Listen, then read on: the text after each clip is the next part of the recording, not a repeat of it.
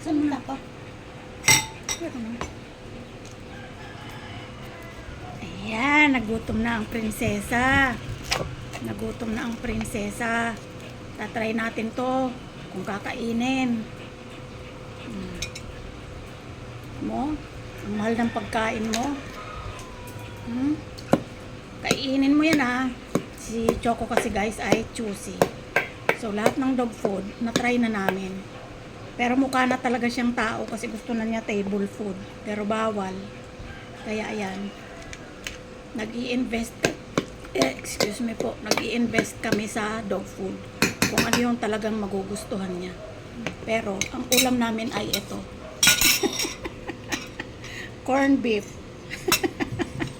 Samantalang si Choco ay Cesar. Cesar sa lata. Ayan. Tatry natin kung magugustuhan itong aming bulinggit. Choco, eto na. Eto na ang favorite. Choco, kain na. Pag ayaw mo, hindi yan tatanggihan ni Ate Haba. Ayan. Yummy? Yummy! Wala siyang reklamo. Yan ha. Special yan. Love, love Ate Yarn. Pagaling yan ha. Pagaling yarn. Si Choco guys ay bumaba ang platelet. Kaya spoiled siya sa amin ngayon sa pagkain. Lahat ng gusto niyang pagkain ay sinusunod namin. Para gumaling. Yan. Iniintay talaga namin humingi siya ng pagkain bago namin bigyan. Kasi pag nagbukas ka na ayaw pa niyang kumain ay masasayang lang.